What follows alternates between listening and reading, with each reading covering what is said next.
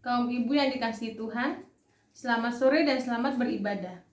Meskipun dengan segala keterbatasan di tengah pandemi ini, biarlah kita selalu rindu untuk bersekutu, memuji dan menyembah Tuhan yang Maha Besar.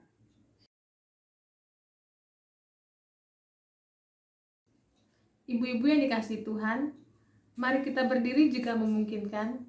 Marilah kita memuliakan Tuhan yang kasih setianya besar atas kita semua. Kita akan menyanyi dari Kidung Jemaat 5 bait 1 dan 2, Tuhan Allah namamu.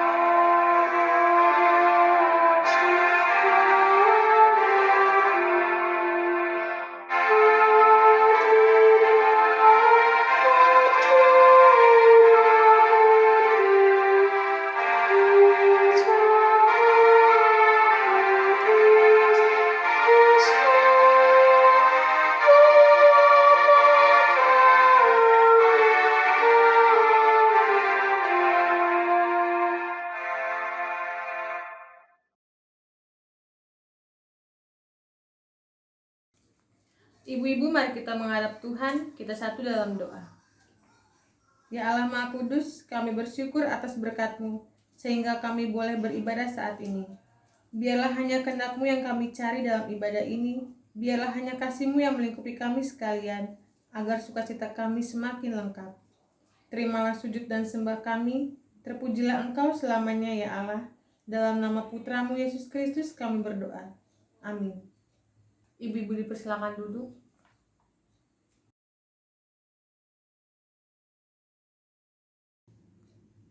Ibu-ibu terkasih, mari kita menaikkan Mazmur pujian dari Mazmur 117 ayat 1 sampai 2. Kita akan baca secara silih ganti dimulai dari saya. Mazmur 117 ayat 1 sampai 2. Pujilah Tuhan hai segala bangsa. Pujilah Tuhan hai segala bangsa. Megahkanlah Dia hai segala suku bangsa.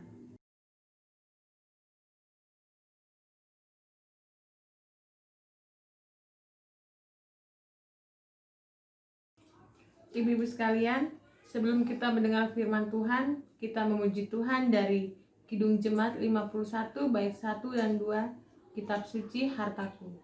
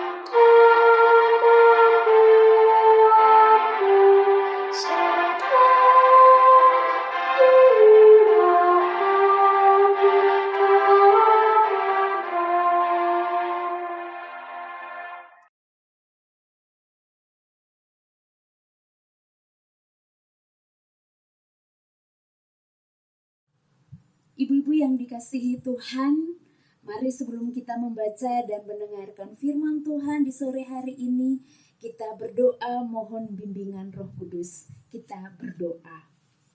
Ya Tuhan Allah kami, firman yang hidup, kami datang kepadamu Tuhan dengan kerinduan yang haus akan kebenaran firman-Mu Tuhan. Kami memohon bimbingan Roh Kudus atas kehidupan kami, atas hati dan pikiran kami, supaya ketika kami membaca dan mendengar firman-Mu, bukan saja kami memahaminya, tapi kami juga dapat melakukannya dalam kehidupan keseharian kami. Berfirmanlah ya Tuhan, kami siap untuk mendengarkannya. Di dalam nama Yesus, amin.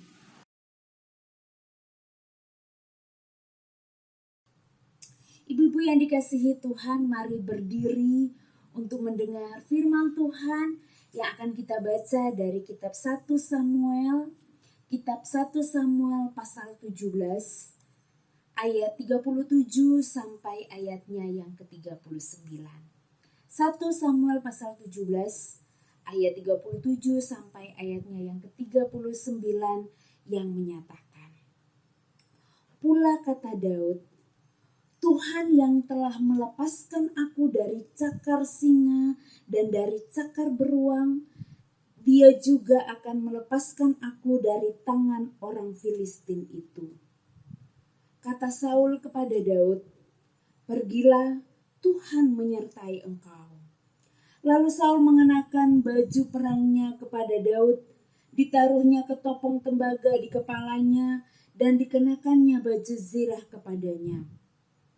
Lalu Daud mengikatkan pedangnya di luar baju perangnya, kemudian ia berikhtiar berjalan, sebab belum pernah dicobanya.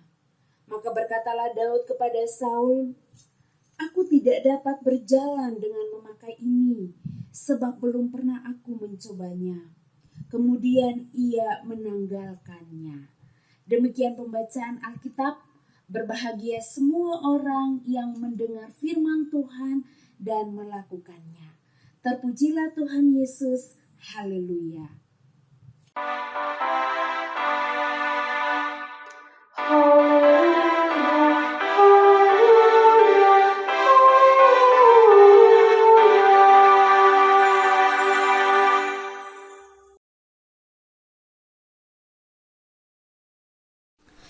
Ibu-ibu persekutuan kaum perempuan Jemaat Horeb yang diberkati Tuhan, hari ini tanggal 2 Oktober diperingati sebagai Hari Batik Sedunia. Untuk itu izinkan saya mengucapkan selamat Hari Batik kepada ibu-ibu yang senang sekali mengoleksi batik, dari baju, tas, anting, sepatu, bahkan masker juga di masa pandemi ini.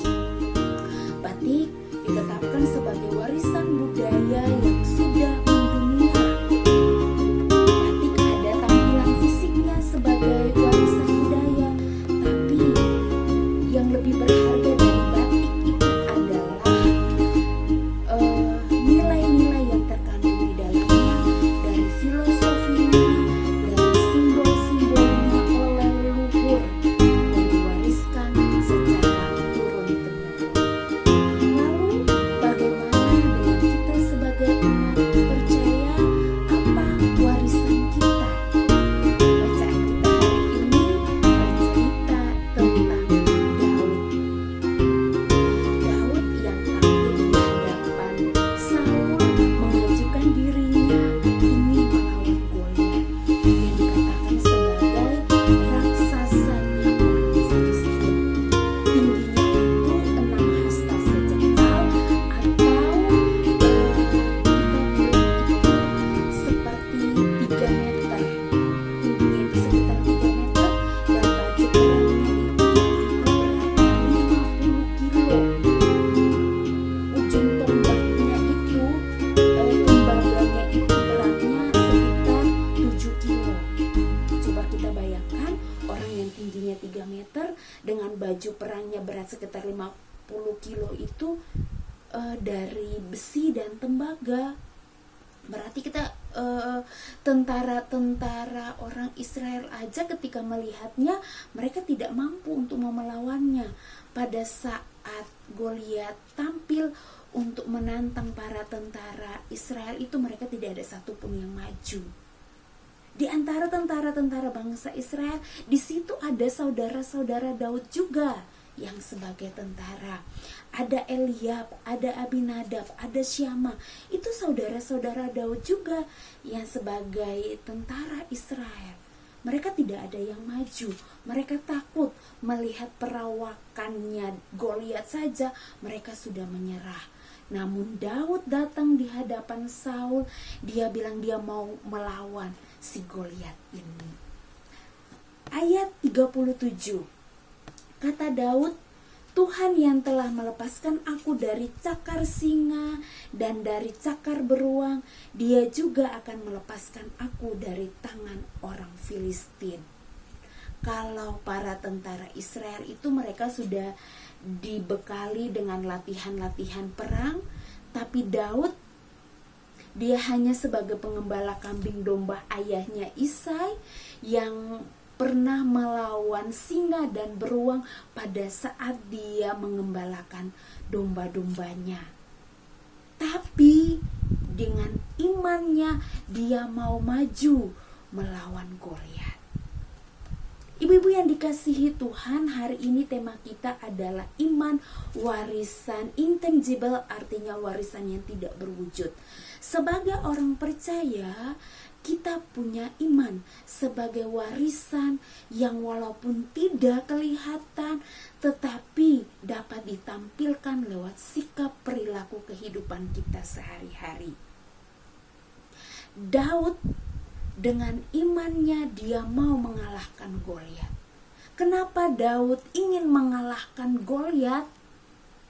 Alasannya adalah ia ingin mengalahkan orang yang mencemoohkan nama Tuhan. Daud punya semangat yang berapi-api untuk melawan Goliat karena dia tidak mau nama Tuhan Allahnya dicemoohkan oleh Goliat. Kalau ibu-ibu baca ayat-ayat sebelumnya, di sini Goliat menghina barisan Allah seperti kata Daud. Kalau ibu-ibu baca di ayat 36. Baik singa maupun beruang tetaplah dihajar oleh hambamu ini. Dan orang Filistin yang tidak bersunat itu, ia akan sama seperti salah satu dari binatang itu, karena ia telah mencemooh barisan daripada Allah yang hidup. Daud terpanggil karena dia tidak mau, dia cemburu oleh karena Goliat menghina nama Allahnya.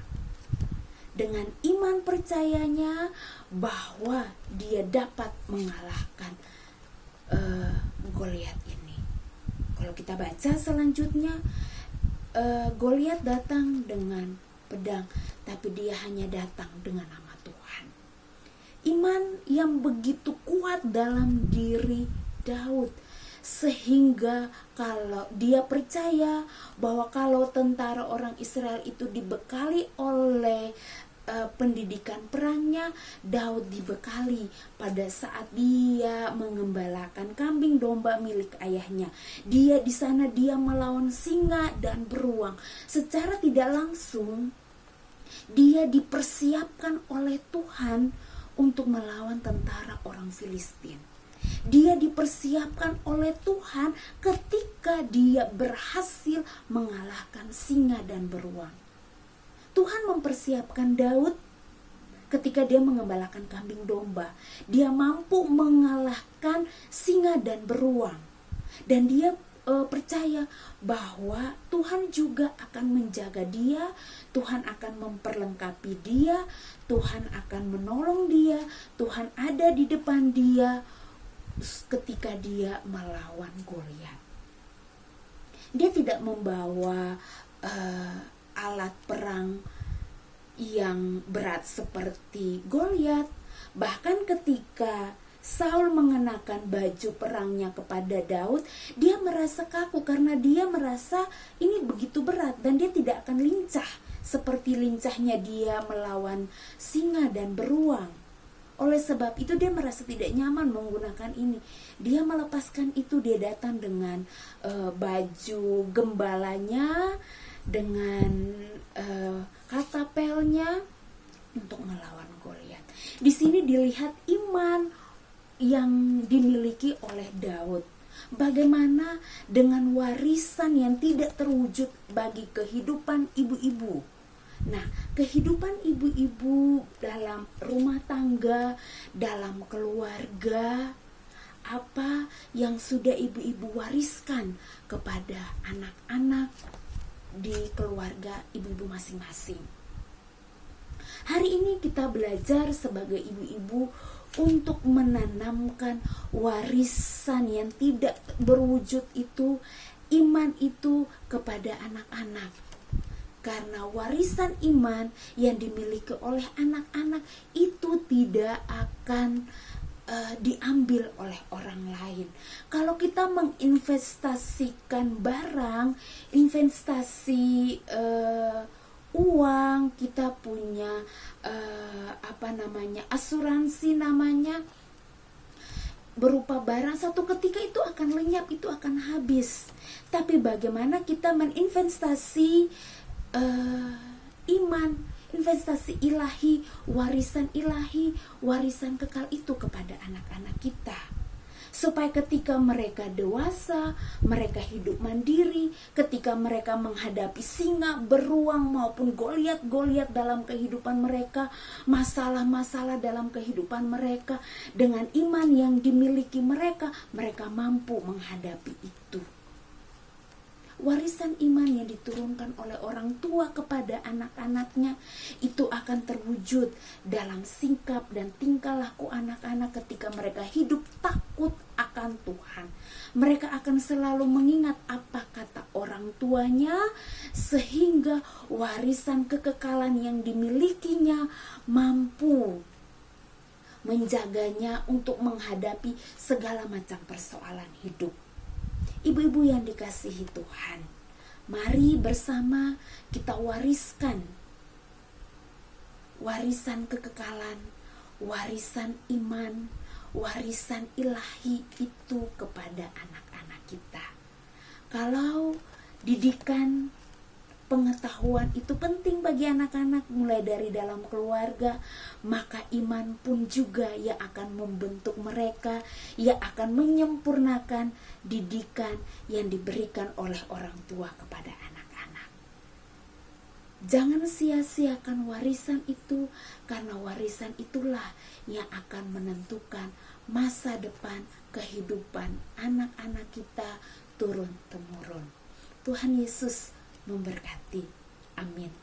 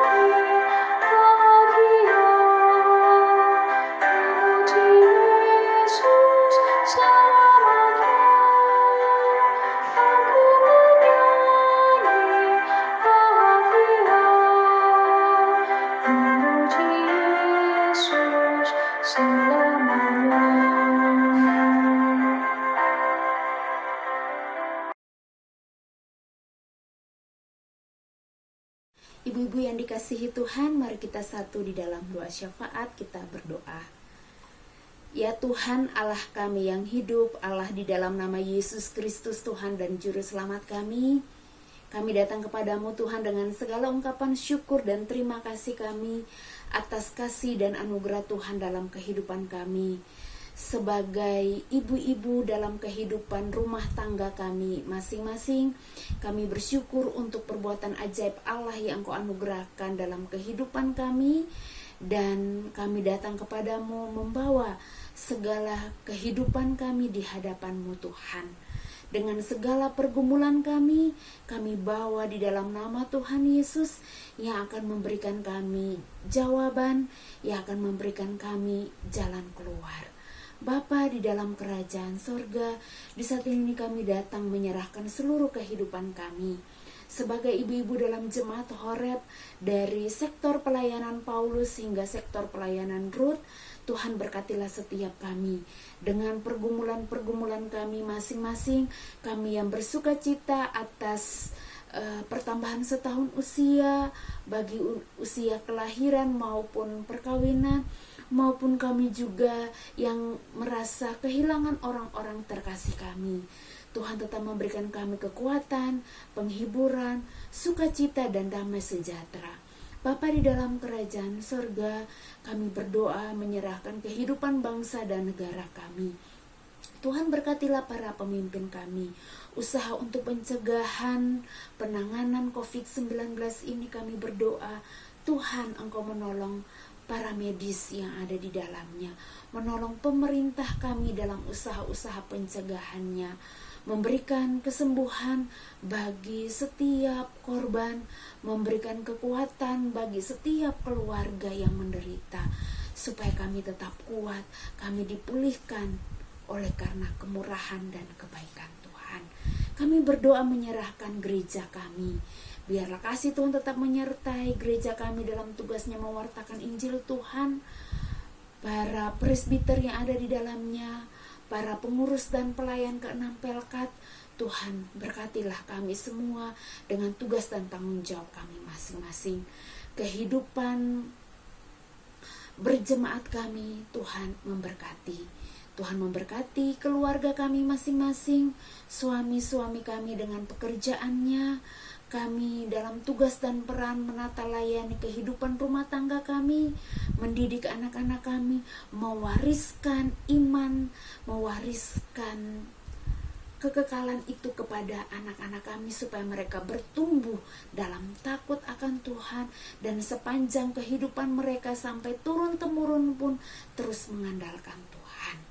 Ini kehidupan kami Bapa, kami bawa kepadamu. Ampunilah salah dan dosa yang kami lakukan melawan kehendak-Mu. Di dalam nama Tuhan Yesus yang telah mengajarkan kami berdoa bersama. Bapa kami yang dalam sorga, dikuduskanlah nama-Mu, datanglah kerajaan-Mu, jadilah kehendak-Mu di bumi seperti di sorga. Berikanlah kami pada hari ini makanan kami yang secukupnya, dan ampunilah kami akan kesalahan kami, seperti kami juga mengampuni orang yang bersalah pada kami. Dan janganlah membawa kami ke dalam pencobaan, tetapi lepaskanlah kami daripada yang jahat.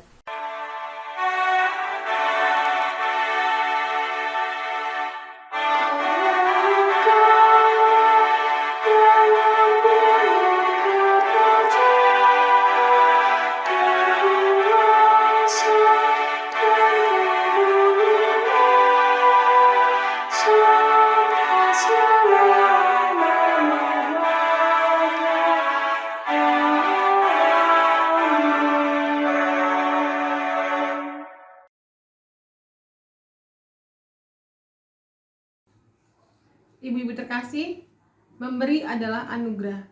Sebab di dalam memberi kita bersaksi bahwa kita telah mendapat keselamatan dari Tuhan. Mari ibu-ibu sekalian, kita memberi persembahan kita kepada Tuhan. Tuhan memberkati persembahan ibu-ibu sekalian. Kita menyanyi dari Kitab Bakti 82 bait 1 dan 3. Kita bersyukur kepada Tuhan.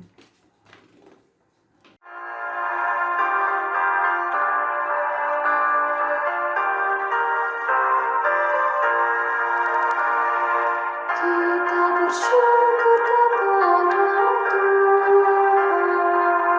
sambil bawa persembahan kepada-Nya, sebab Ia baik, abadi kasih-Nya, sebab Ia baik, abadi kasih-Nya. Kita berbakti kepada Tuhan dengan hati yang senang memuji Dia,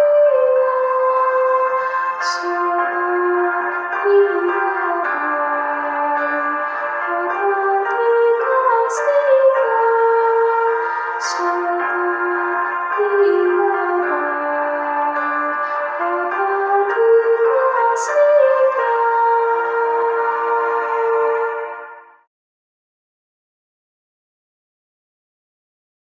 Ibu-ibu sekalian, mari kita berdiri jika memungkinkan untuk menyerahkan persembahan kita dalam doa syukur. Kita berdoa.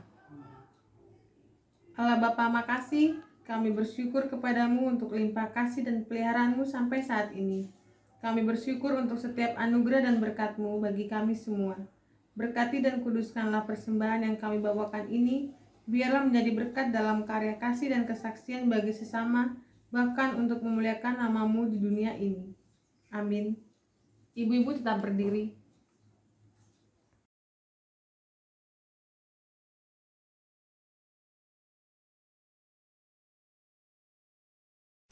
Ibu-ibu yang dikasihi Tuhan Yesus, marilah berdiri.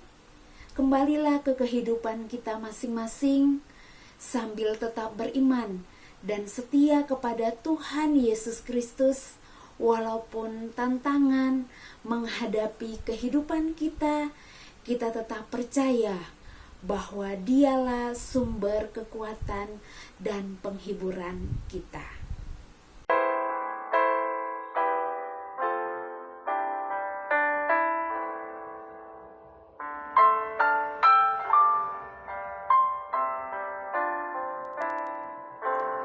Di setiap janji-Ku dan setiap doaku, juga langkah imanku, Tuhan bersamaku.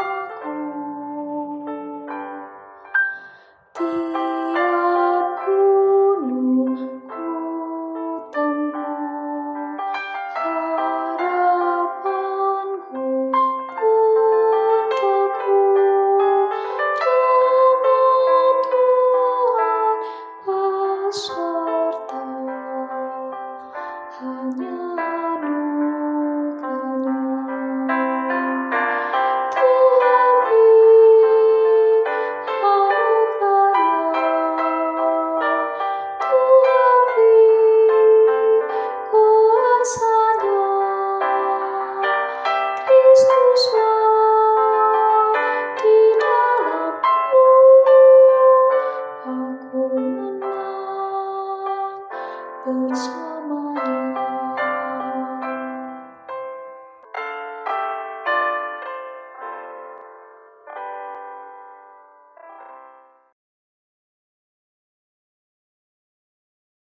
Ibu-ibu yang dikasihi Tuhan, arahkanlah hati dan pikiran ibu-ibu kepada Tuhan, serta terimalah berkat-Nya.